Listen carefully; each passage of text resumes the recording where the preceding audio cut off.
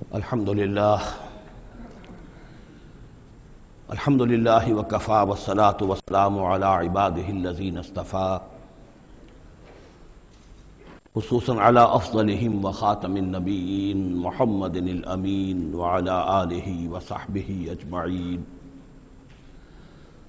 اما بعد فقد قال اللہ تبارک وتعالی کما ورد فی سورۃ مریم سلام علیہا اعوذ باللہ من الشیطان الرجیم بسم اللہ الرحمن الرحیم واذکر فی الکتاب موسیٰ انہ کان مخلصا وکان رسولا نبیا ونادیناہ من جانب الطور الایمن وقربناہ نجیا ووہبنا لہ من رحمتنا اخاہ ہارون نبیا واذکر فی الکتاب اسماعیل انہ کان صادق الوعد وکان رسولا نبیا وکان یأمر اہلہ بالصلاة والزکاة وکان عند ربہ مرضیا واذکر فی الکتاب ادریس انہ کان صدیقا نبیا ورفعناہ مکانا علیا صدق اللہ العظیم رب اشرح لی صدری ویسر لی امری واحلل عقدۃ من لسانی یفقہوا قولی اللہم ربنا الہمنا رشدنا واعذنا من شرور انفسنا اللہم ارنا الحق حقا وارزقنا اتباعہ وارنا الباطل باطلا وارزقنا اللہم ربنا آنس وحشتنا فی قبورنا وارحمنا بالقرآن العظیم اللہم اجعلہ لنا اماما ونورا وہدا ورحمہ اللہم ذکرنا منہ ما نسینا وعلمنا منہ ما جہلنا وارزقنا تلاوتہ آناء اللیل وآناء النہار واجعلہ لنا حجتا یا رب العالمین آمین۔ کل ہم نے سورہ مریم کا آغاز کر لیا تھا اور تقریباً نصف کا ہم ترجمہ کر چکے ہیں، لیکن یہ بات بیان ہونے سے رہ گئی کہ مکی اور مدنی صورتوں کے جس تیسرے گروپ میں اس وقت ہم ہیں، جس کی مکیات کا آغاز ہوا تھا سورہ یونس سے، تو اس میں 9 صورتیں ہم پڑھ چکے ہیں۔ جیسا کہ میں نے عرض کیا، وہ 9 صورتیں تین صورتوں کے سب گروپس کی شکل میں ہیں۔ ہر سب گروپ میں ایک جوڑا ہے جس کے اندر وہ نسبت زوجیت بتمام و کمال موجود ہے، اور ایک منفرد مزاج کی صورت ہے۔ سورہ یونس، سورہ ہود ایک جوڑے کی حیثیت سے، سورہ یوسف منفرد ہے، ایک ہی نبی کے حالات پر پوری صورت جو ہے وہ مشتمل ہے۔ پھر سورہ رعد اور سورہ ابراہیم یہ جوڑے کی شکل میں ہے۔ سورہ حجر یہ منفرد مزاج کی ہے، بلکہ اس پورے گروپ میں یہ اس اعتبار سے قدرے مختلف نظر آتی ہے کہ اس کا انداز جو ہے وہ ابتدائی زمانے کی صورتوں کا ہے، مضامین کی مناسبت بھی انہی سے ہے۔ چھوٹی چھوٹی آیتیں ہیں، ردم جو ہے وہ بہت تیز ہے، صوتی آہنگ بہت نمایاں ہے، ڈیوائن میوزک جو ہے، جو ملکوتی غنا ہے، وہ اس میں بہت نمایاں ہے۔ پھر 3 صورتیں، سورہ نحل سب سے بڑی ہے اس سب گروپ میں، جو منفرد مزاج کی ہے، لیکن اس کے بعد سورہ بنی اسرائیل اور سورہ کہف یہ ایک نہایت حسین و جمیل جوڑا ہے۔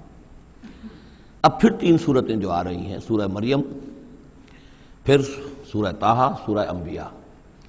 یہاں بھی معاملہ وہی ہے کہ ان میں سے 2 صورتیں جو ہیں سورہ مریم اور سورہ انبیاء، ان میں بڑی گہری مشابہت ہے، اور یہ قصص النبیین کے انداز میں یہاں تذکرہ ہے انبیاء کرام کا، انباء الرسل کے انداز میں نہیں ہے۔ وہ جو انداز سورہ کہف، سورہ اعراف میں ہم نے دیکھا، سورہ ہود میں ہم نے دیکھا کہ رسول آئے، انہوں نے دعوت دی، قوم نے انکار کیا، قوم ہلاک کر دی گئی، یہ انداز جو انباء الرسل، ایام اللہ، اس کا نہیں ہے۔ لیکن یہ کہ ایک جو ہے اس سب گروپ میں منفرد صورت ہے، اور وہ ہے سورہ طٰہٰ۔ یہ اس اعتبار سے کہ تقریباً پوری ایک ہی رسول کے حالات پر مشتمل ہے، حضرت موسیٰ علیہ السلام۔ 8 میں سے 5 رکوع مسلسل جو ہیں وہ حضرت موسیٰ علیہ السلام کے حالات پر ہیں، اور ان کی ایک نسبت جو معنوی قائم ہو جاتی ہے اس سورہ مبارکہ کی سورہ یوسف کے ساتھ، وہ یہ ہے کہ تاریخی اعتبار سے ہمیں معلوم ہے کہ حضرت یوسف علیہ السلام کے زمانے میں بنی اسرائیل مصر میں جا کر آباد ہوئے، اور حضرت موسیٰ علیہ السلام کے ذریعے سے اللہ تعالیٰ نے انہیں پھر جو مصر میں فرعونیوں نے انہیں جو اپنا غلام بنا لیا تھا، اس غلامی سے نجات دلائی، اور وہ واپس مصر سے نکل کر پھر اپنے آبائی وطن جو ہے سمجھیے جو حضرت ابراہیم کا مسکن تھا، یعنی فلسطین کی طرف روانہ ہوئے۔ تو ان میں بھی ایک نسبت قائم تو ہو جاتی ہے، لیکن وہ فاصلے سے ہے۔ سورہ مریم میں اور سورہ انبیاء میں آپ کو قصص النبیین کے انداز کا بات ملے گی، تو یہ آپ جب ہم پڑھیں گے تو بات نمایاں ہو جائے گی۔ البتہ ایک چیز کے لیے رات میں نے کہا تھا اس پر گفتگو کل ہوگی۔ سورہ مریم میں ہم نے اب تک جو پڑھا ہے، سب سے پہلے حضرت زکریا حضرت یحییٰ کا تذکرہ ہوا پہلے رکوع میں۔ دوسرا رکوع بہت طویل ہے، اس میں حضرت مریم اور حضرت عیسیٰ کا سلام علیہم ان کا تذکرہ ہوا ہے۔ تیسرے رکوع میں پھر حضرت ابراہیم علیہ السلام کا، اور ان کے ساتھ ہی پھر حضرت اسحاق اور حضرت یعقوب کا تذکرہ ہوا ہے۔ حضرت ابراہیم کے بارے میں کہا گیا کہ انہ کان صدیقا نبیّا۔ اب یہ ایک نئی ترکیب ہے کہ جو پہلی مرتبہ قرآن مجید میں آئی ہے، اور میں نے اسی لیے آج جو ہے کئی آیات تلاوت کی ہیں اگلے رکوع کی، کہ آپ یہ دیکھ سکیں کہ دو کے بارے میں آ رہا ہے رسول نبیّا۔ حضرت اسماعیل اور حضرت موسیٰ علیہ السلام رسول النبیّا، انہ کان رسول النبیّا، اور دو ہی کے بارے میں آیا انہ کان صدیق النبیّا، یعنی حضرت ابراہیم علیہ السلام اور حضرت ادریس علیہ السلام۔ تو اس میں فرق کیا ہے؟ ظاہر بات ہے کہ الفاظ مختلف ہیں، ترکیب مختلف ہے، تو یقیناً ان کا مفہوم جدا ہے۔ اگرچہ بہت ہی میرے علم کی حد تک کسی نے اس پر توجہ نہیں کی ہے، بلکہ ایک بہت بڑے عالم تھے جو مفسر قرآن بھی ہیں، ان سے جب میں نے تذکرہ کیا تو ان کا کہ کیا واقعی ایسا ہے؟ یعنی یہ کہ وہ تفسیر بھی لکھ چکے تھے لیکن انہوں نے توجہ نہیں کی۔ ہوتا یہ ہے کہ آدمی جب گزر جاتا ہے تیزی کے ساتھ، اگر کسی چیز کی توجہ نہیں ہوتی، کیا واقعی ایسا ہے کہ دو کے بارے میں ہے رسول النبیّہ اور دو کے بارے میں ہے صدیق النبیّہ؟ تو میں نے ان سے سوال کیا تھا کہ اس میں پھر کیا فرق ہے۔ اس کے لیے میں چاہتا ہوں کہ جو جس حد تک کہ مجھ پر وہ بات اللہ تعالیٰ نے منکشف فرمائی ہے وہ آپ پر بھی میں آپ کے ساتھ بھی شیئر کروں۔ کہ یہ جو ہم پڑھ چکے ہیں، ایک تو سورہ فاتحہ میں اہدنا الصراط المستقیم صراط الذین انعمت علیہم، راستہ ان کا ہمیں دکھا اور ان کے راستے پر چلا جن پر تیرا انعام ہوا۔ اس کی وضاحت سورہ نساء میں آئی، وَمَن يُطِعِ اللَّهَ وَالرَّسُولَ فَأُولَٰئِكَ مَعَ الَّذِينَ أَنْعَمَ اللَّهُ عَلَيْهِم مِّنَ النَّبِيِّينَ وَالصِّدِّيقِينَ وَالشُّهَدَاءِ وَالصَّالِحِينَ وَحَسُنَ أُولَٰئِكَ رَفِيقًا۔ یہ منعم علیہم جو ہیں، جن پر اللہ تعالیٰ کا انعام ہوا ہے، یہ جو جماعت ہے منعم علیہم کی، اس کے 4 درجات ہیں۔ اوپر سے چلیں گے تو انبیاء سب سے اوپر ہیں، پھر نیچے ان کے درجہ ہے صدیقین کا، پھر ان سے نیچے شہداء کا، اور پھر بیس لائن سمجھیے کہ وہ صالحین مومنین جو نیک دل مسلمان ہیں، مخلص ہیں، صادق القول ہیں، صادق الایمان ہیں، یہ گویا کہ بیس لائن ہے۔ نیچے سے چلیں گے تو اس بیس لائن سے اگر کوئی شخص ترقی کرے گا تو پھر درجہ اس کے لیے کیا ہے؟ شہادت کا ہے، اس کے اوپر ایک درجہ صدیقیت کا ہے، اور یہ آخری درجہ ہے، اس لیے کہ اس سے آگے نبوت کا جو درجہ ہے وہ اکتسابی نہیں ہے، وہ تو وہبی ہے، اور وہ دروازہ بھی اب بند ہو چکا، وہ ہمیشہ کے لیے وہ آؤٹ آف باؤنڈز ہے، اب نوع انسانی کے لیے وہ نبوت کا دروازہ بند ہو چکا۔ اس صدیقین اور شہداء کے درمیان کیا فرق ہوتا ہے، اس کو اب سمجھ لینا چاہیے، اور اس کو جدید سائیکالوجی کی 2 اصطلاحات کے حوالے سے آپ بڑی آسانی سے سمجھ سکیں گے۔ اللہ تعالیٰ نے عام طور پر انسانوں کو 2 مختلف مزاجوں پر بنایا ہے، ایکسٹروورٹس، انٹروورٹس۔ کچھ لوگ ہوتے ہیں کہ جو باہر کی دنیا سے انہیں زیادہ دلچسپی ہوتی ہے، کچھ کھیل کود میں، سیر میں، باغ، یہ وہ، باہر کی دنیا سے ملنا جلنا، لوگوں سے ملیں گے، وہ پبلک میں ہوں گے، مجلس میں ہوں گے تو زیادہ چہکیں گے، زیادہ خوش ہوں گے۔ کچھ لوگ برعکس مزاج کے ہوتے ہیں، وہ درومبی قسم کے لوگ ہوتے ہیں، انٹروورٹس۔ وہ اپنے خیالات ہی میں مگن رہتے ہیں، غور و فکر کرتے ہیں، سوچ بچار کرتے ہیں، انہیں تنہائی زیادہ پسند ہوتی ہے، تنہائی میں وہ زیادہ خوش رہتے ہیں۔ تو یہ ایکسٹروورٹس اور انٹروورٹس 2 مزاج ہیں بنیادی طور پر، اللہ تعالیٰ نے بنائے ہیں مختلف مزاج جو ہیں۔ اور ایک ہوتی ہے تیسری ایک کیفیت کہ جس میں یہ دونوں چیزیں بڑے توازن کے ساتھ ہو، ایمبیورٹ۔ یہ بہت شاذ ہوتا ہے، بہت شاذ ہوتا ہے، بہت کم لوگ ہوتے ہیں دنیا میں کہ جو واقعتاً اس میں توازن قائم کر سکیں، یا ادھر کا رجحان ہوگا یا ادھر کا رجحان ہوگا۔ تو جو یہ انٹروورٹس ہوتے ہیں، جو غور و فکر کرتے رہتے ہیں، ان کے اندر جو ہے وہ یوں سمجھیے کہ فطرت کی جو اصل حقائق ہیں وہ کچھ زیادہ محفوظ رہتے ہیں ان کے غور و فکر کی وجہ سے۔ پھر وہ کائنات کے بارے میں بھی سوچتے ہیں، تو اس کائنات کی تمام آیات الہیہ بھی گویا کہ ان سے ہم کلام ہوتی ہیں، اشارے کرتی ہیں۔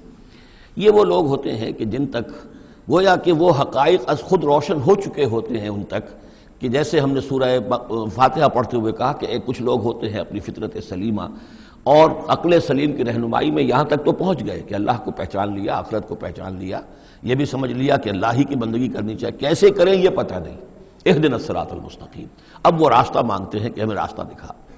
یہ صدیقین ہوتے ہیں، اور ان کی شان یہ ہوتی ہے کہ جیسے ہی کسی نبی کی دعوت ان کے کان میں آتی ہے وہ ایسے لپک کر قبول کرتے ہیں کہ گویا کہ منتظر بیٹھے تھے، جیسے کوئی شخص وضو کر کے بیٹھا ہوا کہ بس اذان کی آواز آئے اور میں چلوں، اتنا ہی ہوتا ہے۔ اسی لیے حضور نے فرمایا ابو بکر رضی اللہ تعالیٰ عنہ کے بارے میں کہ میں نے جس کے سامنے بھی ایمان کی دعوت پیش کی اس نے کچھ نہ کچھ توقف ضرور کیا سوائے ابو بکر کے، ایک لحظے کا توقف نہیں کیا، گویا کہ وہ تو تیار بیٹھے ہوئے تھے۔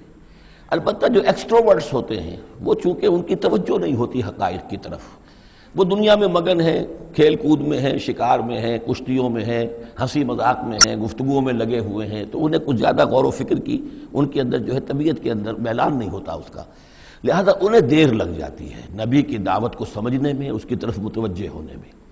لیکن یہ ہے کہ جب ان کا توجہ ہو جاتی ہے، ہوتی بھی عام طور پہ جذباتی انداز میں ہوتی ہے، لیکن جب ان کی توجہ ہو جائے جذباتی انداز میں تو پھر یہ ہے کہ وہ چونکہ ہوتے ہیں ایکٹیو زیادہ ہوتے ہیں، لہذا وہ اپنی فعالیت کی وجہ سے آگے نکل جاتے ہیں، بظاہر وہ صدیقین سے آگے نکل جائیں گے فعالیت کی وجہ سے، اس لیے کہ وہ فعال زیادہ ہیں۔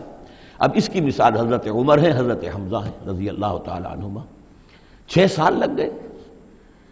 حضرت عمر کے بارے میں تو آپ کہہ سکتے ہیں کہ سب کوئی گھرانہ مختلف تھا، وہ بنو عدی میں سے تھے، حضور بنو ہاشم میں سے تھے، لیکن حضرت حمزہ کو کیوں دیر لگ گئی؟ 6 سال۔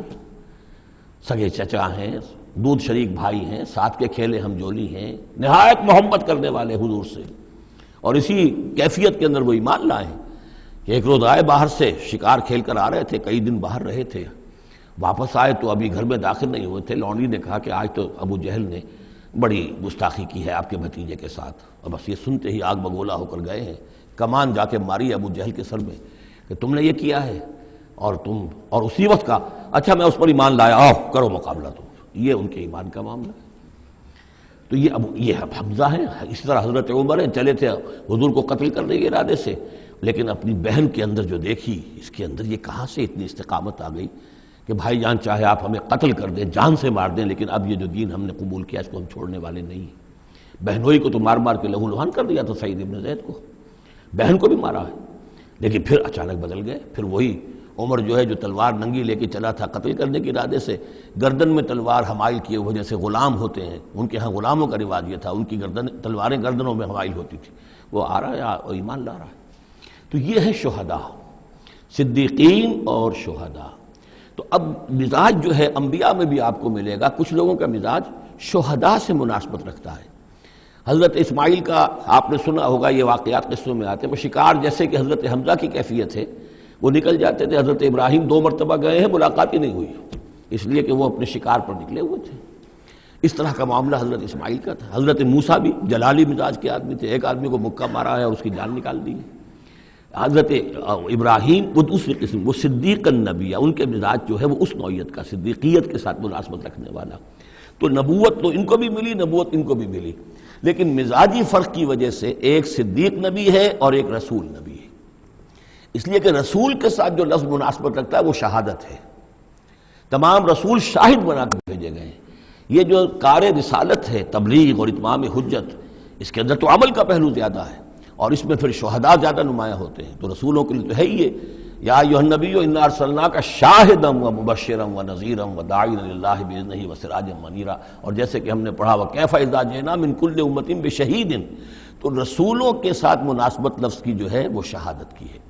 تو گویا کہ شہداء کا مزاج رکھنے والے جو نبی ملے وہ رسول النبی ہیں، اور صدیقیت کا مزاج رکھنے والے جن کو نبوت مل گئی وہ صدیق نبی ہیں۔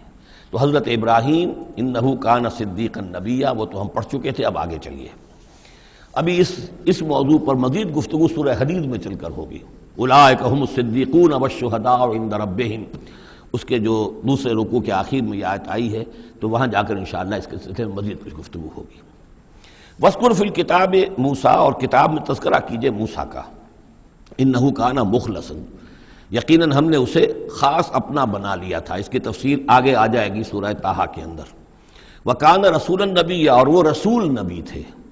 وَنَادَيْنَاهُ مِن جَانِبِ الطُّورِ الْأَيْمَنِ، اور ہم نے اس کو پکارا، اس سے بات کی، اس کو بلایا طور پہاڑ کے داہنی جانب سے۔ وَقَرَّبْنَاهُ نَجِيًّا، اور اسے قریب ہم نے بلایا سرگوشی کے لیے۔ وَوَهَبْنَا لَهُ مِن رَحْمَتِنَا أَخَاهُ هَارُونَ نَبِيًّا، اور ہم نے اسے اپنی رحمت سے اس کو یہ مقام بھی عطا کیا کہ اس کے بھائی ہارون کو بھی نبوت عطا کر دی، چونکہ یہ درخواست کی تھی حضرت موسیٰ علیہ السلام نے، وہ اگلی صورت میں آ جائے گا۔ وَاذْكُرْ فِي الْكِتَابِ اسماعیل، اور ذرا تذکرہ کیجئے کتاب میں اسماعیل کا بھی، انہ کان صادق الوعد، یقیناً وہ بڑے وعدے کے سچے تھے۔ اور خاص طور پر اشارہ ہو رہا ہے اتنا بڑا وعدہ جو حضرت ابراہیم سے اپنے والد سے انہوں نے کیا تھا کہ یا ابت افعل ما تؤمر ستجدنی انشاءاللہ صابرا، ابا جان کر گزریے جو بھی آپ کو اللہ کی طرف سے حکم آ رہا ہے، مجھے ذبح کرنے کا حکم ہے، ذبح کر دیجئے، انشاءاللہ آپ مجھے صابر پائیں گے۔ تو وہ آخری وقت تک انہوں نے اپنے اس وعدے کو نبھایا اور گردن جو ہے رکھ دی کہ چلائیے چھری۔ صادق الوعد وکان رسول النبی، اور وہ بھی مزاجی اعتبار سے جو میں نے عرض کیا ہے، حضرت حمزہ چونکہ ویسے بھی نسل میں حضرت اسماعیل کی نسل میں سے ہیں، تو اگر آپ دیکھیں گے تو بہت ہی ان کے درمیان شخصیت کی مشابہت نظر آئے گی۔ رسول النبی، وہ رسول نبی تھے۔ وکان یامر اہلہ بالصلاۃ والزکاۃ وکان عند ربہ مرضیہ، اور وہ حکم دیتے تھے اپنے گھر والوں کو نماز کا بھی اور زکوٰۃ کا بھی، اور وہ اپنے رب کے نزدیک بہت ہی پسندیدہ تھے، بہت ہی اللہ تعالیٰ کو کے منظور نظر کہہ لیجئے، مرضیہ۔ وَاذْكُرْ فِي الْكِتَابِ ادریس، اور تذکرہ کیجئے کتاب میں ادریس کا بھی۔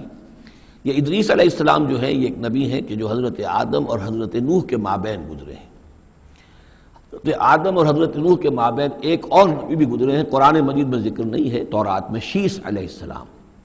تو نبی تو یہ ہیں حضرت آدم پہلے نبی، پھر یہ دو اور نبی ہیں حضرت ادریس، اور اس تورات میں ان کا نام حنوک ہے، شیس کا نام سیس ہے، وہ تو ٹھیک ہے، اور قرآن مجید میں ان کا تذکرہ بھی نہیں ہے، لیکن حضرت ادریس کا حنوک نام ہے وہاں۔ لیکن یہ کہ یہ دونوں ہیں درمیان میں حضرت آدم اور حضرت نوح علیہ السلام، پہلے رسول حضرت نوح علیہ السلام ہے، یہ دونوں نبی ہیں صرف۔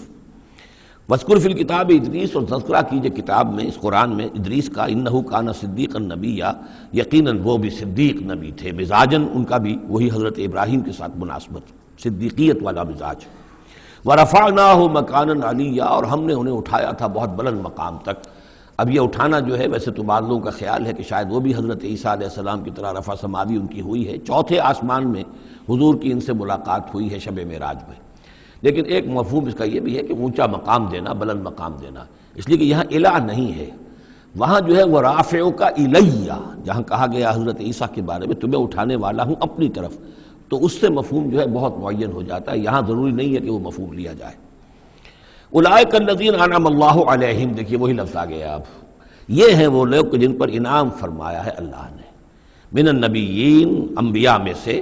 اب ہم کیونکہ منعم علیہم کے 4 طبقات تھے، ان میں سے یہ انبیاء کا تذکرہ ہو رہا ہے سب کا، تو من النبیین من ذریت آدم، اولاد آدم میں سے، وممن حملنا مع نوح، اور پھر بعد ان میں سے ان کی نسل میں سے ہیں جنہیں ہم نے نوح کے ساتھ اس کشتی میں سوار کرایا، ومن ذریت ابراہیم، اور پھر ذریت ابراہیم میں سے ہیں ان کی اولاد سے، و اسرائیل، اور حضرت یعقوب کی نسل سے ہیں، وممن ہدینا واجتبینا، اور جنہیں کہ ہم نے ہدایت دی اور جنہیں ہم نے چن لیا، پسند کر لیا۔ اذا تتلی علیہم آیات الرحمن، ان کی کیفیت یہ ہوتی تھی کہ جب رحمان کی آیات ان کو پڑھ کر سنائی جاتی تھی، خروا سجدا و بکیا، تو وہ گر پڑتے تھے اللہ کی جناب میں سجدہ کرتے ہوئے، روتے ہوئے۔ سجدہ کر لیجیے۔ فخلف من بعدہم خلف، پھر ان کی جگہ پر بعد میں آ گئے، ان کے جانشین ہوئے، ان کے وارث ہوئے ایسے ناخلف لوگ۔ یہ خلف کا لفظ جب آتا ہے لام کی جزم کے ساتھ تو ناخلف، یعنی ایسے لوگ کہ جو اپنے اسلاف کے کردار اور ان کی بزرگی جو ہے اس کو برباد کرنے والے، تباہ کرنے والے، ان کی نیک نامی کو بٹا لگانے والے ہوں، ناخلف۔ فخلف من بعدہم خلف، پھر ان کی اولاد میں سے ایسے ناخلف بھی پیدا ہوئے، اضاعوا الصلاۃ، جنہوں نے نماز کو تو ضائع کر دیا، واتبعوا الشہوات، اور خواہشات کی پیروی کی، شہوات، خواہشات، جذبات، فسوف یلقون غیا، تو ان قریب ان کی ملاقات ہو جائے گی گمراہی کے ساتھ، یعنی گمراہی کا جو انجام ہے یہ اس سے دوچار ہو جائیں گے۔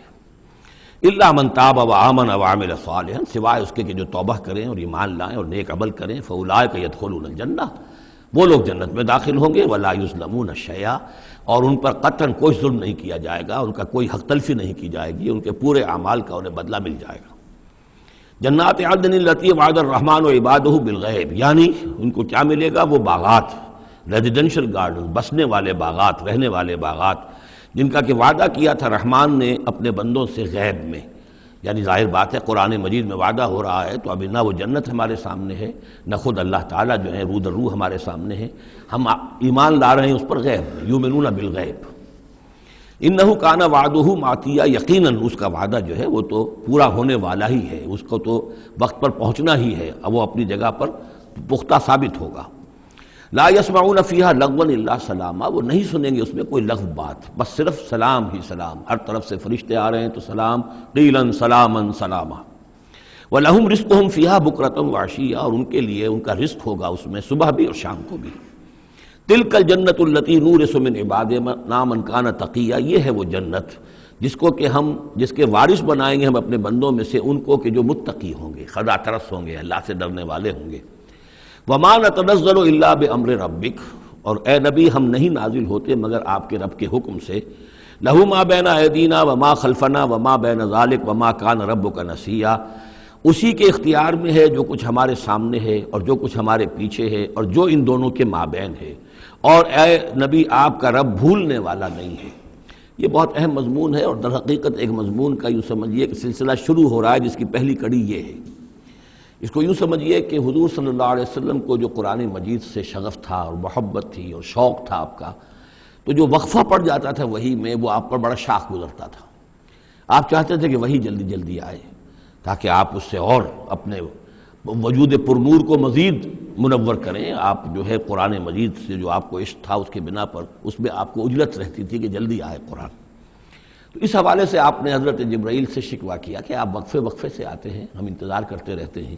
اس کا یہ جواب ہے جو جہاں دیا جا رہا ہے، وَمَا نَتَنَزَّلُ إِلَّا بِأَمْرِ رَبِّكَ، اے نبی ہم اپنی مرضی سے نہیں نازل ہو سکتے، ہم نہیں نازل ہوتے مگر آپ کے رب کے حکم سے۔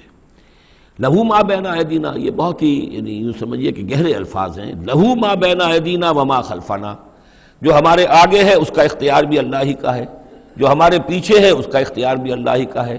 وما بینہما وما بین ذالک، آگے اور پیچھے کے مابین کون ہے پھر؟ ہم، میں، میرا وجود، میرے آگے میرے پیچھے، اور ان دونوں کے درمیان کون ہے؟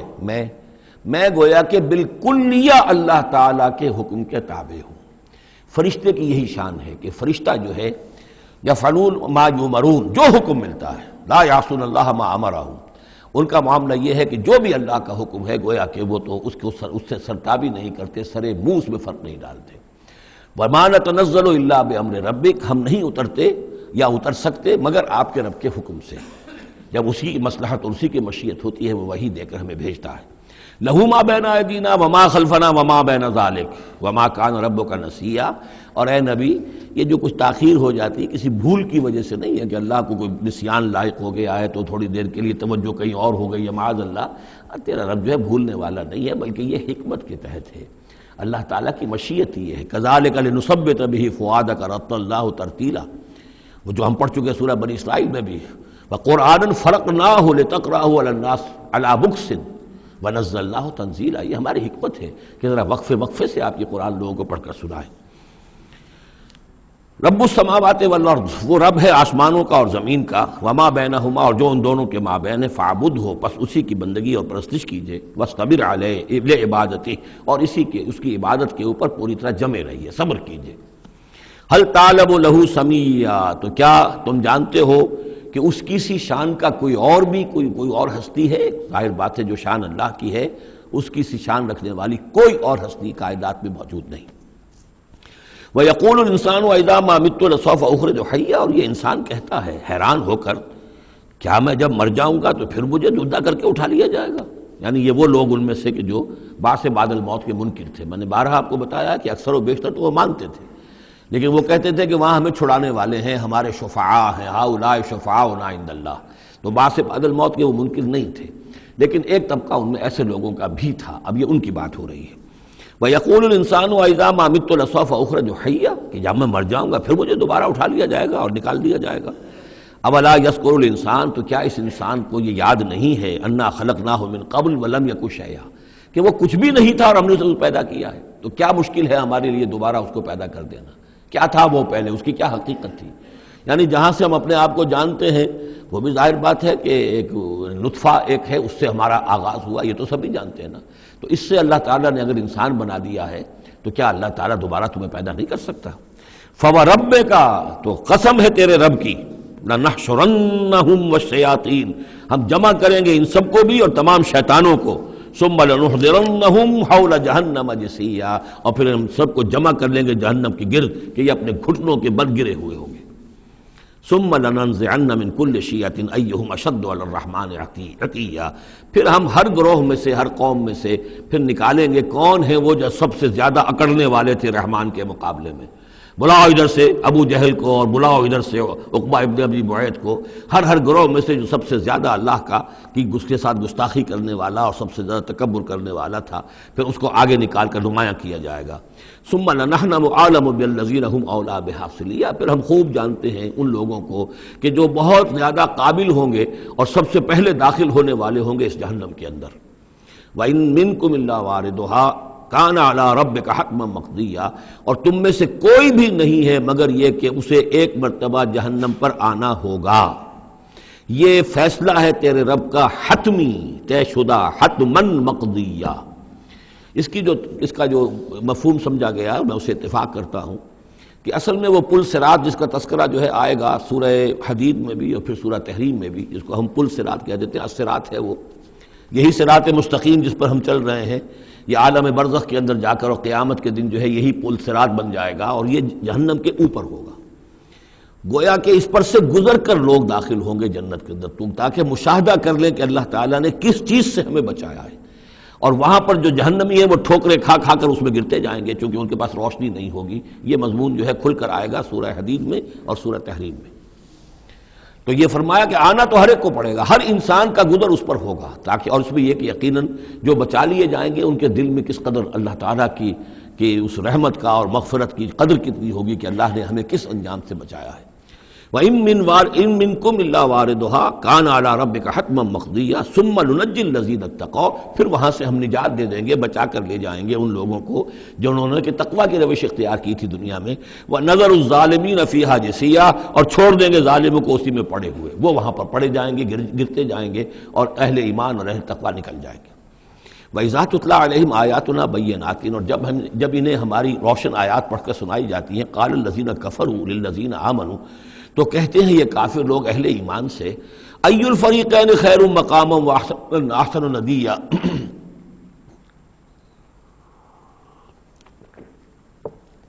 دونوں جماعتوں میں سے، دونوں گروہوں میں سے کن کے مکان و مقام بہتر ہیں اور کن کی مجلسیں بہت اچھی ہیں۔ یعنی اے مسلمانوں دیکھو، تم اور تمہارے رسول محمد صلی اللہ علیہ وسلم اور ان کے گرد جو لوگ بیٹھے ہوتے ہیں، نہ ان کے پاس دنیاوی دولت ہے، نہ حیثیت ہے، نہ وجاہت ہے، ایک ہم ہیں، دیکھو ذرا ابو جہل کی مجلس جا کے دیکھو کتنی آباد ہے، بڑے بڑے چودھری لوگ آ کر اس کے پاس بیٹھتے ہیں، ذرا کہیں جا کر ولید بن مغیرہ کی چوپال دیکھو، اس کی چوپال جو ہے اس کی کیا شان ہے۔ تو یہ وہی بات جو کہ ہم سورہ کہف میں پڑھائے ہیں، جو دو افراد کے مابین مکالمہ ہوا تھا کہ اس نے کہا تھا کہ میرے پاس مال زیادہ، انا اکثر منک مالا واعز نفرا، اسی طرح انہوں نے کہا کہ ای الفریقین خیر مقاما واحسن ندیا، یہ دو گروہ دیکھ لو تمہارے سامنے ہیں، ایک معلوم ہوتا ہے کہ مفلس ہیں، کلاش ہیں، غلام لوگ ہیں، ان کے ساتھ بیٹھے ہوئے ہیں، بلال بیٹھا ہوا ہے، وہاں وہ ابو فقی بیٹھا ہوا ہے، یہ جو عمار ہے اور یہ فلاں ہے اور یہ یاسر ہیں، یہ لوگ ہیں۔ ادھر جا کر دیکھو وہ کتنی سج دھج کے ساتھ، شان و شوکت کے ساتھ ان کی محفلیں ہیں، کیا کچھ ساز و سامان ہے، کیسے قالین بچھے ہوئے ہیں۔ ای الفریقین خیر مقاما واحسن ندیا وکم اہلکنا قبلہم من قرن، اور ہم نے ان سے پہلے کتنی ہی قوموں کو ہلاک کیا ہے، ہم احسن و اساسا وریا، وہ ان سے بھی کہیں بڑھ کر تھے اپنے اساس البیت، اساس جس کو ہم اثاثہ کہتے ہیں، ساز و سامان میں اور نام و نمود میں، شان و شوکت میں، ریا، ان کی شان و شوکت ان سے بھی کہیں بڑھ کر تھی، اور وہ ہلاک ہوئے، قوم عاد اور قوم سمود یہ سب کا، اور قوم شعیب۔ قل من کان فی الضلالۃ فلیمدد لہ الرحمن مدا، اے نبی ان سے کہہ دیجئے جو شخص بھی ضلالت میں، گمراہی میں ہے، تو اللہ کا یہ طریقہ ہے، قاعدہ ہے کہ اللہ تعالیٰ اسے پھر اور ڈھیل دیتا ہے، رسی دراز کرتا ہے، اس کو اور نعمتیں دے دیتا ہے، حتی اذا رأوا ما یوعدون، یہاں تک کہ جب اچانک وہ وقت آ جائے گا کہ جس کے ان کو دھمکی دی جا رہی ہے، اما العذاب و اما الساعہ، یا تو دنیا میں عذاب آ جائے، عذاب ہلاکت، عذاب استحصال، یا قیامت، فسیعلمون، تب وہ جان لیں گے، من ہوا شر مکانم واضعف جندا، کہ کون ہے جو اپنے مقام اور مرتبے کے اعتبار سے بدتر ہے اور کون ہے کہ جو لشکر اور اپنے لاؤ لشکر کے اعتبار سے کمزور تر ہے۔ اس وقت پتہ چلے گا کہ محمد زیادہ طاقتور تھے صلی اللہ علیہ وسلم یا ابو جہل زیادہ طاقتور تھا۔ آخرت میں جا کر حقیقت کھل جائے گی۔ اس وقت تو یہ ایک سراب ہے، نظر آ رہا ہے، ایک ڈرامہ ہے، کھیل ہو رہا ہے۔ حقیقت جو ہوگی وہ منکشف ہو جائے گی اس دن۔ وَيَزِيدُ اللَّهُ الَّذِينَ اهْتَدَوْا هُدًى، اور اللہ تعالیٰ ان لوگوں کی ہدایت میں اضافہ کرتا ہے جو ہدایت کی راہ اختیار کرے۔ اللہ بڑھاتا ہے ان لوگوں کو ہدایت میں کہ جنہوں نے ہدایت اختیار کی۔ والباقیات الصالحات خیر عند ربک ثوابا وخیر مردا، اور یقیناً نیک باقی رہنے والے تو وہ نیک عمل ہے۔ یہ مال و دولت باقی رہنے والا نہیں ہے، یہ تو یہیں کی شے یہیں رہ جائے گی۔ باقیات الصالحات، بقا اگر ہے، دوام ہے انسان کے ساتھ، اس عالم آخرت میں جانے والی کوئی شے ہے تو باقیات الصالحات ہے، وہ تو نیک کام ہے۔ خیر عند ربک ثوابا، وہ یقیناً تیرے رب کے نزدیک بہت بہتر ہیں بدلے کے اعتبار سے بھی، وخیر مردا، اور اس اعتبار سے بھی کہ لوٹ کر جایا جائے ان کے پاس۔ جب ہم وہاں پہنچیں گے ہمیں اپنے اعمال جو ہیں وہاں منتظر ملیں گے، ان کی جزا، بلکہ یہ کہ کہا جائے گا یہ تمہارے اعمال ہی ہیں، ان کی شکل بدل گئی ہے۔ افرأیت الذی کفر بآیاتنا وقال لأوتین مالا وولدا، تو کیا تم نے دیکھا اس شخص کو جو ہماری آیات کا تو کفر کرتا ہے اور کہتا ہے مجھے تو لازماً ملے گا، مال بھی ملے گا اور اولاد بھی ملے گی۔ یہ وہی بات سمجھ لیجیے سورہ کہف میں آ چکی ہے کہ اس نے کہا تھا وَلَئِن رُدِدتُّ إِلَىٰ رَبِّي لَأَجِدَنَّ خَيْرًا مِّنْهَا مُنْقَلَبًا، تم جو ہو جوتیاں پھٹکار رہے ہو یہاں پر بھی، تمہیں وہاں بھی کچھ نہیں ملنا۔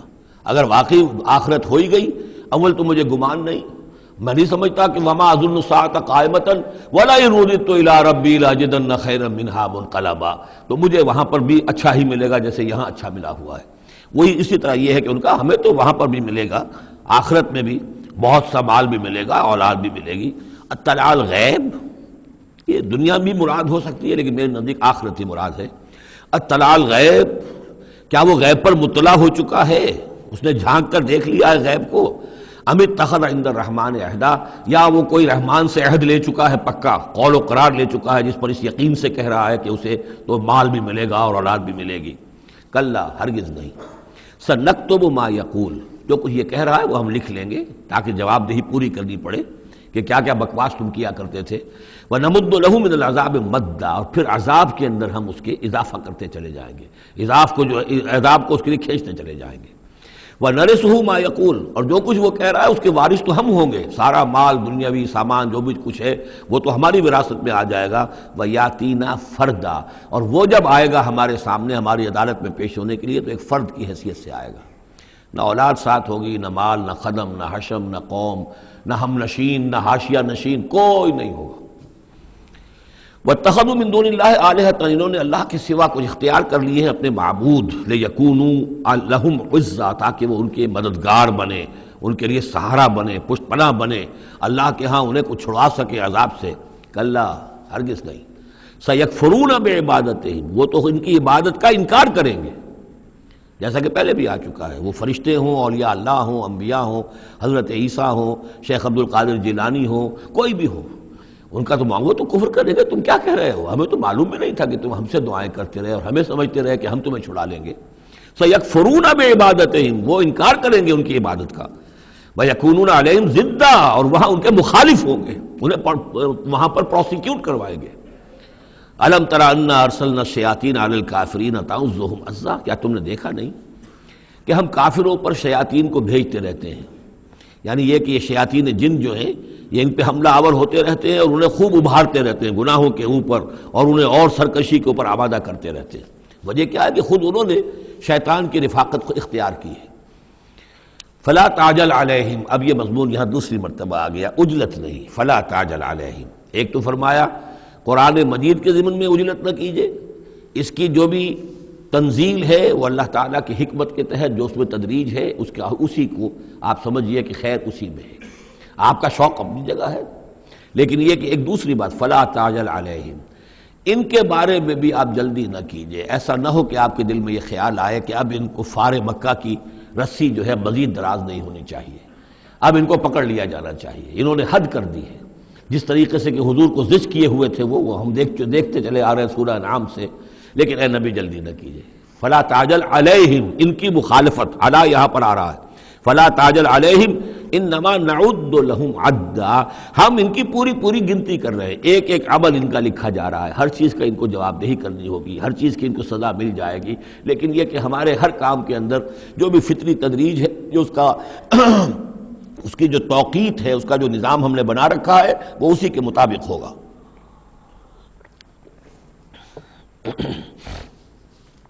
یوم نحشر المتقین الی الرحمن وفدا، یاد کرو جس دن کہ ہم جمع کریں گے اہل تقویٰ کو، وہ رحمان کی طرف آئیں گے مہمانوں کی صورت میں، جیسے مہمانوں کا استقبال ہوتا ہے، وفد آیا ہے۔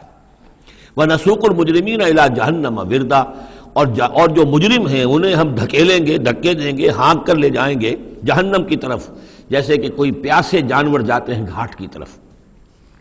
لا یملکون الشفاعۃ الا من اتخذ عند الرحمن عہدا، کسی کے بھی کوئی شفاعت کام نہیں آئے گی سوائے اس کے کہ جس نے رحمان کے پاس اپنا ایک مقام حاصل کر لیا ہے، یعنی ایک شخص جو ہے بنیادی طور پر اللہ کے ساتھ اس نے اپنا عہد نبھایا ہو، اللہ کی بندگی کر رہا ہو، کوئی خطائیں ہو گئی ہیں، کوئی غلطیاں ہو گئی ہیں، جیسے کوئی پھسل جاتا ہے، کوئی کمزور بھی ہوتا ہے انسان، ایسے لوگوں کے لیے تو شفاعت مفید ہو سکتی ہے، لیکن جو سرے سے اس عہد کی خلاف ورزی کر رہے ہو، جو بجائے مشرق کے ان کا رخی مغرب کی طرف ہو، بجائے کعبے کے ان کا رخی جو ہے کسی اور شے کی طرف ہو، تو ظاہر بات ہے کہ ان کے لیے شفاعت نہیں ہے۔ وَقَالُوا اتَّخَذَ الرَّحْمَنُ وَلَدًا، اور انہوں نے ایک اور عقیدہ گھڑ لیا ہے کہ رحمان نے اپنے لیے اولاد اختیار کی ہے۔ لَقَدْ جِئْتُمْ شَيْئًا إِدًّا، دیکھو تم نے یہ بہت بڑی بھاری بات کہی ہے، یہ بہت بڑی گستاخی ہے اللہ کی جناب میں، اور کتنی بھاری گستاخی ہے ذرا نوٹ کیجئے الفاظ، تکاد السماوات یتفطرن منہ، قریب ہے کہ آسمان پھٹ پڑے تمہاری اس گستاخی پر، وتنشق الارض، اور قریب ہے کہ زمین شق ہو جائے، وتخر الجبال حدا، اور یہ پہاڑ جو ہے دھماکے کے ساتھ گر پڑے، ان دعوا للرحمن ولدا، کہ انہوں نے رحمان کے لیے بیٹا قرار دیا، بیٹی قرار دی۔ مشرکین عرب نے فرشتوں کو خدا کی بیٹیاں بنا دیا، عیسائیوں نے حضرت مسیح کو خدا کا بیٹا بنا دیا، اور یہودیوں نے عزیر کو خدا کا بیٹا بنا دیا۔ ان دعوا للرحمن ولدا وما ينبغي للرحمن ان يتخذ ولدا، رحمان کے تو یہ شایان شان ہی نہیں ہے کہ وہ کسی کو اولاد بنائے۔ یہ اس کی وضاحت میں کر چکا ہوں کہ اولاد کی ضرورت اس کو ہوتی ہے جو خود فانی ہو، ہمیں معلوم ہے ہم مر جائیں گے، ہمارا نام و نشان مٹ جائے گا، اولاد کے ذریعے سے ہمارا نام زندہ رہے گا۔ یہ اصل میں ایک اپنی ہی تسلسل انسان سمجھتا ہے کہ میری ہستی کا تسلسل ہے، میری اولاد گویا کہ میرا اپنی بقا کی ایک شکل ہے، اس لیے کہ یہ انسان کے اندر ہے۔ مجھے یاد ہے جب ہم پڑھتے تھے کالج میں تو الفا ایک کمپنی ہوتی تھی لاہور میں، یہ فائل کورز وغیرہ بناتی تھی نوٹ بکس کے، تو اس میں پیرامڈس کے عنوان سے جو بہترین الفاظ لکھے ہوئے تھے اب بھی مجھے یاد ہیں، still and resolute, calm and self-possessed, still and resolute, the pyramids echo unto eternity, the defiant cry of man's will to survive and conquer the storms of time۔ کہ یہ جو ان لوگوں نے فرائضہ نے اتنے بڑے بڑے پیرامڈز بنا دی، کائے کے لیے بنا دیے؟ تاکہ ہمارا نام رہے، ہم تو نہیں ہوں گے، نام رہے گا۔ تو گویا کہ انسان کے اندر ایک خواہش ہے بقا کی، وہ اپنا دوام چاہتا ہے، یہ اسے پتا ہے کہ میری ذاتی طور پر تو میرا دوام ہے، تو میں کوئی عمارت بنا دوں، میرا نام جو ہے اس کے حوالے سے دنیا کے اندر رہے۔ اور یہی معاملہ اولاد کا ہے کہ اولاد سے انسان کو سب سے زیادہ جو اس کو خواہش ہوتی ہے وہ اپنا بقا، اپنا تسلسل، وہ سمجھتا ہے کہ میری اپنی کنٹینیوٹی ہے کہ جو میری اولاد کے ذریعے سے۔ ظاہر بات ہے کہ اللہ ہمیشہ خود باقی رہنے والا ہے، تو اس کے شایان شان ہی نہیں ہے کہ وہ کسی کو اپنی اولاد بنائے، اسے کوئی ضرورت ہی نہیں ہے۔ تو تمہارے لیے ہے معاملہ کہ تم فانی ہو، لہذا تمہیں ضرورت ہے کہ کوئی تمہارا نام لیوا باقی رہے۔ وما ينبغي للرحمن ان يتخذ ولدا ان كل من في السماوات والارض الا آتي الرحمن عبدا، نہیں ہے کوئی بھی آسمانوں اور زمین میں کوئی بھی مگر یہ کہ وہ حاضر ہوگا رحمان کی عدالت میں بندے کی حیثیت سے، کسے باشد، جبکہ ہمیں معلوم ہے کہ محمد رسول اللہ صلی اللہ علیہ وسلم بھی حاضر ہوں گے تو بندے کی حیثیت سے، عبدہ ورسول، عبد۔ اور حضور فرماتے ہیں کہ اس روز میدان حشر میں لواء الحمد بیدی، میرے ہاتھ میں ہوگا حمد کا جھنڈا، اور اس روز جو میں حمد کروں گا اللہ کی وہ آج نہیں کر سکتا۔ اللہ تعالیٰ کی حمد بیان کریں گے محمد رسول اللہ عدالت خداوندی میں کھڑے ہو کر، تو معلوم یہ ہوگا کہ جو بھی آئے گا بندہ بن کر آئے گا، وہ عیسیٰ ہوں یا عیسیٰ ابن مریم انت قلت للناس اتخذونی و امی الہین من دون اللہ، یہ سوال کیا جائے گا کہ نہیں؟ تو فرمایا کہ ان کل من فی السماوات والارض، یقیناً کوئی نہیں ہے آسمانوں اور زمین میں، الا آتی الرحمن عبدا، مگر وہ رحمان کی خدمت میں آئے گا، حاضر ہوگا بندے کی حیثیت سے۔ لقد احصاہم، اس نے ان سب کی گنتی کی ہوئی ہے، ان کا پورا احاطہ کیا ہوا ہے، کوئی چھپ نہیں رہے گا، کہیں بچ کر نہیں رہ جائے گا۔ وعدہم عدا، اور ہم نے پوری گنتی رکھی ہوئی ہے۔ وکلہم آتی ہے یوم القیامت فردا، اور قیامت کے دن یہ سب کے سب آئیں گے تو ایک فرد کی حیثیت سے، انڈیویجول کیپیسٹی میں محاسبہ ہوگا۔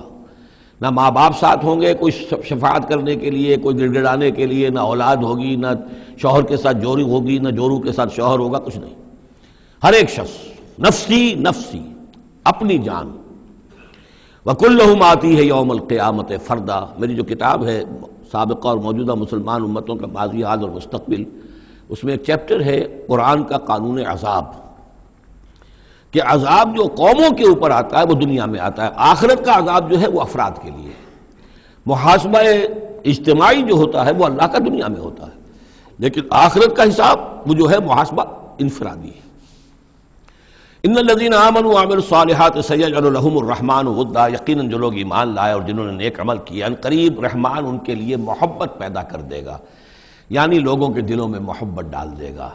یہی ابو بکر ہوں گے جن کا نام کس تعظیم سے لوگ لیا کریں گے، کس محبت سے لیا کریں گے۔ یہی بلال ہوں گے جن کی جو تعظیم ہوگی، جن کی کتنی محبت کی جائے گی۔ ابھی ذرا وقت ہے، کٹھن ہے۔ سیجعل لهم الرحمن ودا، حدیث میں بھی آتا ہے کہ اللہ تعالیٰ جو ہے اپنے کسی بندے سے محبت کرتا ہے تو پہلے فرشتوں کو، جبرائیل سے کہا جاتا ہے کہ میں اپنے اس بندے سے محبت کرتا ہوں، اعلان کر دو۔ وہ فرشتوں میں اعلان کرتے ہیں، ان کے دل میں اس کی محبت ڈال دی جاتی ہے، پھر وہ عام دنیا میں اور لوگوں کے اندر اس کی ایک محبت ڈال دی جاتی ہے۔ فَإِنَّمَا يَسَّرْنَاهُ بِلِسَانِكَ، یہ آیت بڑی اہم ہے۔ تو ہم نے اس قرآن کو یسرنا ہو، اس کو قرآن کو آسان کر دیا ہے، بلسان کا، آپ کی زبان پر یا آپ کی زبان کے ساتھ، یعنی عربی زبان میں۔ یہ بہت آسان ہے، بہت ہی ستھری زبان ہے، سادہ زبان ہے، جس کو ہم کہتے ہیں کہ سہل ممتنع، اس کے اندر ثقالت نہیں ہے، بوجھل پن کا نہیں ہے، بہت بھاری بھرکم الفاظ کہیں کہیں شاذ آئے ہیں، ورنہ عام طور پر قرآن مجید جو بڑی سلیس زبان میں ہے۔ انما یسرناہ لسانک، بلسانک لتبشر بہ المتقین، تاکہ آپ بشارت دیں اس کے ذریعے سے متقیوں کو، وتنذر بہ قوما لدا، اور اس کے ذریعے سے انذار فرمائے۔ یعنی آپ کی دعوت کا مرکز و محور اور آپ کا آلہ جو ہے، آلہ دعوت، آلہ انقلاب، وہ قرآن مجید ہے۔ انذار کیجئے قرآن کے ذریعے، تبشیر کیجئے قرآن کے ذریعے، تذکیر کیجئے قرآن کے ذریعے۔ فذکر بالقرآن من یخاف وعید، تذکیر ہو، واعظ ہو قرآن کے ذریعے۔ یا ایھا الناس قد جاءتکم موعظۃ من ربکم، اس سے بڑا واعظ اور کوئی نہیں۔ تزکیہ نفس ہو قرآن کے ذریعے سے، شفاء لما فی الصدور یہ ہے، سورہ یونس میں بھی آ چکا، سورہ بنی اسرائیل میں بھی آ چکا۔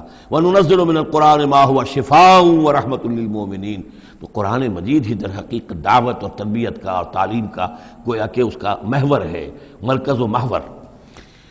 فَإِنَّمَا يَسَّرْنَاهُ بِلِسَانِكَ لِتُبَشِّرَ بِهِ الْمُتَّقِينَ وَتُنذِرَ بِهِ قَوْمًا لُدًّا وَكَمْ أَهْلَكْنَا قَبْلَهُم مِّن قَرْنٍ، اور ان سے پہلے ہم نے کتنی ہی قوموں کو ہلاک کیا۔ هَلْ تُحِسُّ مِنْهُم مِّنْ أَحَدٍ، ان میں سے کسی کی کوئی آہٹ تمہیں نظر آتی ہے؟ کہیں کوئی باقی ہے نام و نشان؟ کہیں عاد کا کوئی نام و نشان باقی ہے؟ اور تسمع لهم رکزا، یا کہیں ان کی کوئی بھنک تمہارے کان میں آتی ہے؟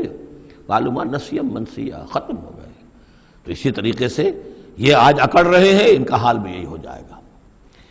بسم اللہ الرحمن الرحیم، طٰ، یہ جو میں نے عرض کر دیا پہلے ہی، چونکہ آج یہ اب پھر ایک منفرد مزاج کی صورت ہے۔ اس گروپ کے اندر تین جو چھوٹی صورتیں آ رہی ہیں، یہ درمیانی طرح کی ہیں۔ وہ ذرا بڑی تھی، یہ ان سے ذرا بڑی ہیں، لیکن درمیان میں چھوٹی آئی تھی۔ طٰ، یہ پھر حروف مقطعات ہیں۔ ما انزلنا علیک القرآن لتشقی، ہم نے یہ قرآن آپ پر اس لیے نازل نہیں کیا کہ آپ مشقت میں پڑھیں، لیکن یہاں یہ کہ تشقیٰ جو ہے وہ نامرادی کے لیے بھی آتا ہے۔ یہ عربی زبان میں یہ جو بعض حروف ہیں، را با با، رب، لیکن یہ کہ را با وا یا جس سے ربا بنتا ہے، ان میں بہت قرب ہے۔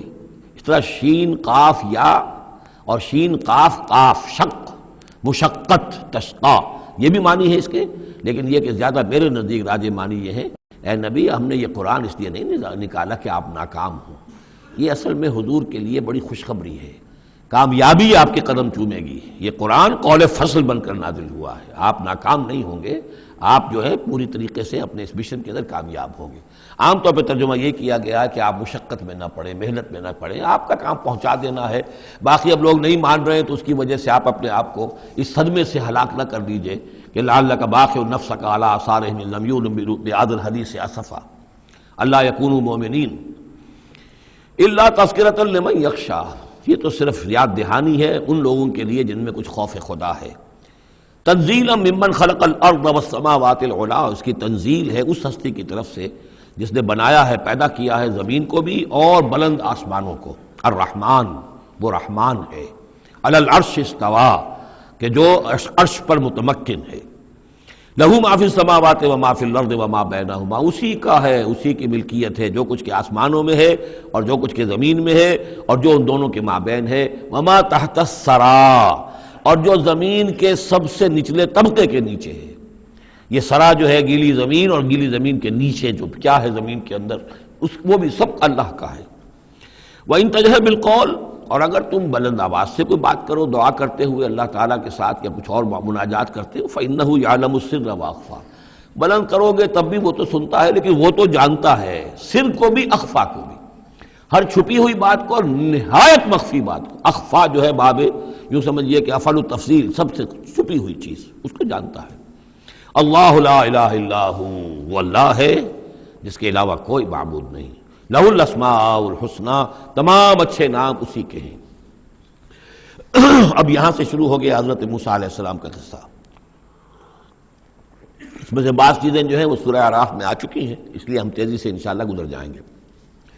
وَهَلْ أَتَاكَ حَدِيثُ موسیٰ، اور کیا تم تک پہنچ چکی ہے موسیٰ کی خبر، موسیٰ کے حالات۔ اذ رأى نارا، جب وہ مدین سے واپس آ رہے تھے اپنی اہلیہ کے ساتھ تو انہوں نے دیکھا کہ کچھ آگ ہے۔ اذ رأى نارا، رات، اندھیری رات تھی، سردی کا موسم تھا، تو یہ کہ شاید راستہ بھی اس وقت کچھ گم سا ہو گیا تھا۔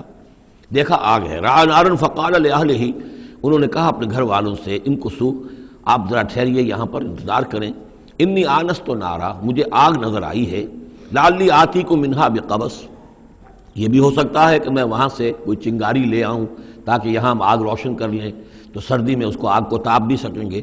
اور اجد علی النار ہدی، یا جو آگ کی جگہ پر میں پہنچوں تو وہاں سے مجھے رہنمائی بھی مل جائے کہ صحیح راستہ کون سا ہے، ہم کسی غلط راستے پر تو نہیں بھٹک آئے۔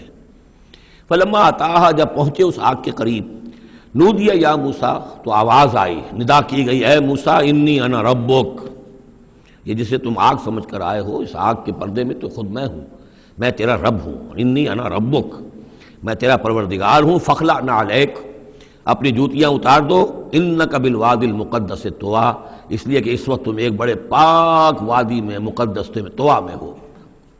وانا اخترتک، اور میں نے تمہیں اختیار کر لیا ہے، پسند کر لیا ہے، چن لیا ہے، ایک بڑے مشن کے لیے تمہارا سلیکشن ہو گیا ہے۔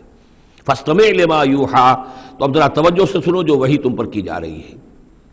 اننی انا اللہ لا الہ الا انا، یہ مقام اس اعتبار سے قرآن مجید میں بہت منفرد ہے کہ جو انانیت کبریٰ ہے، اللہ کی انانیت کبریٰ جس طرح ان الفاظ میں قرآن مجید میں ظاہر ہوئی ہے، میرے علم کی حد تک کوئی دوسرا مقام نہیں ہے۔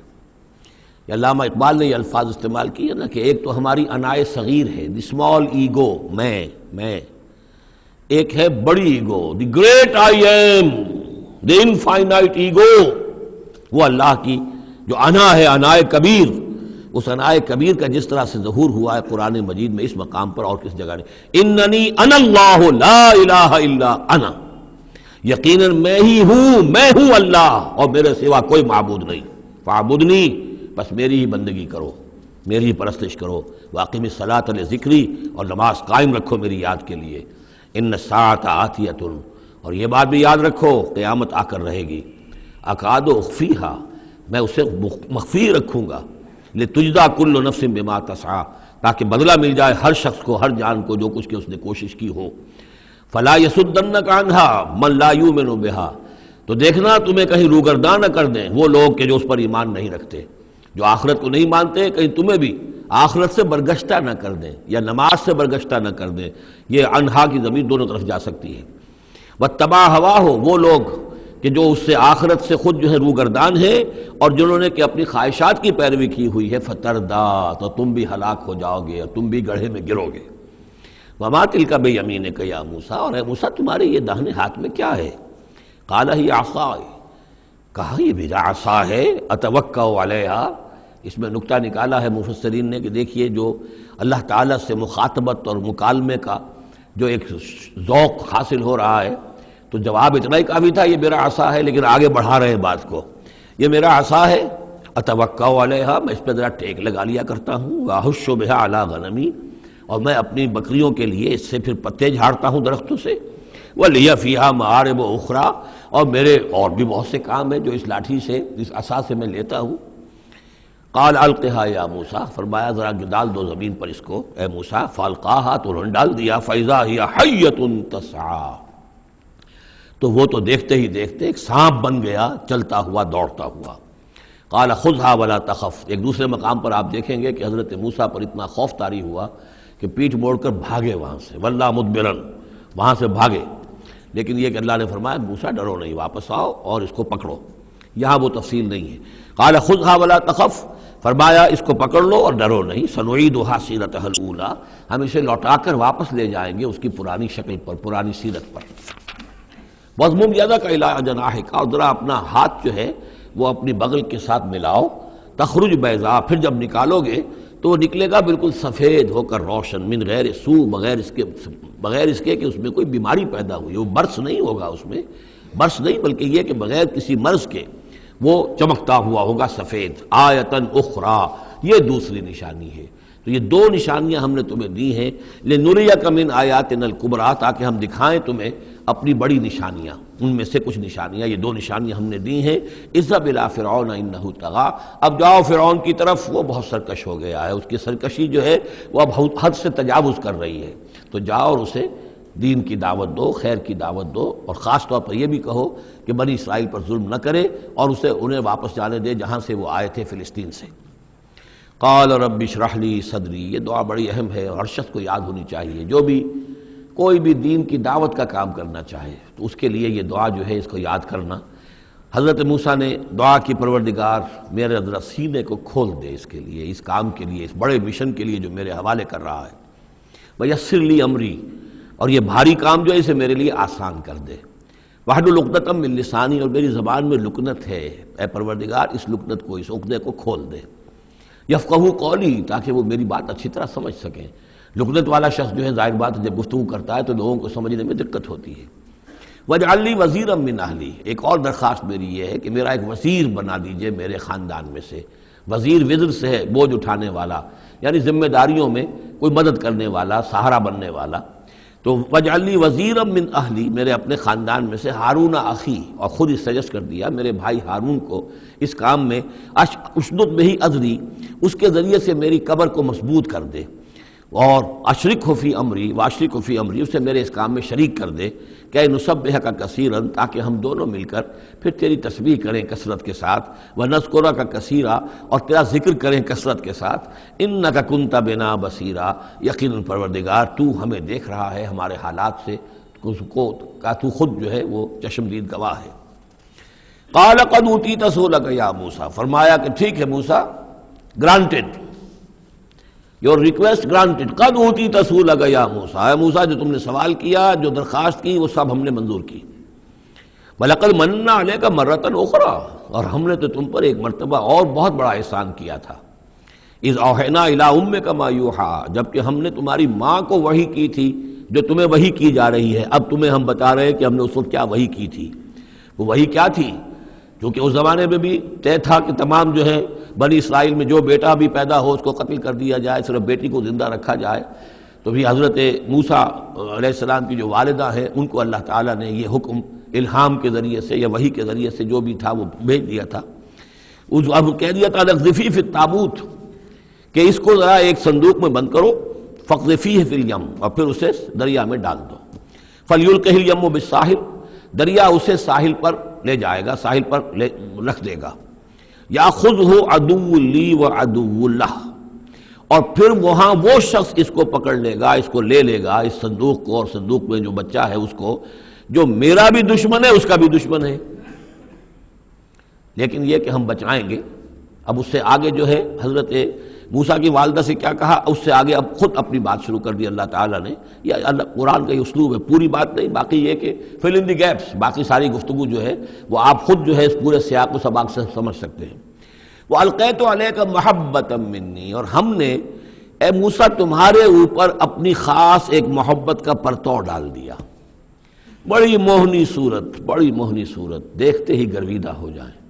اب اللہ نے کہا محبتم منی، القیت علیک محبتم منی، یعنی یہ کہ وہ پورا نقشہ اب یہاں پر جو ہے کہ وہ ساحل میں وہ صندوق ڈال دیا گیا، وہ چلتا گیا، اور اس ساتھ ہی اس کی بہن سے، حضرت موسیٰ کی بڑی بہن تھی، ہمشیرہ تھی، کہہ دیا کہ ساحل کے ساتھ ساتھ تم جاتے بھی رہو، چلتی رہو، دیکھو کہاں جاتا ہے، یہ کیا ہوتا ہے۔ اور اسے جا کے بتا بھی دیا کہ وہ محل میں پہنچ گیا ہے صندوق۔ وہ صندوق کھولا گیا، بچہ نکل آیا، اور اس وقت جو ہے وہ تو قتل کرنے پر تلا ہوا تھا فرعون، لیکن یہ کہ وہ حضرت آسیہ جو تھی بنی اسرائیل ہی میں سے اور بڑی نیک عورت تھی، اور وہ فرعون کے گھر میں تھی اس وقت، انہوں نے کہا کہ قرۃ لی ولک، یہ قرۃ عین لی ولک، یہ میری اور تمہاری لیے آنکھوں کی ٹھنڈک بنے گا، ہمیں اللہ نے اولاد نہیں دی، اسے قتل نہ کرو۔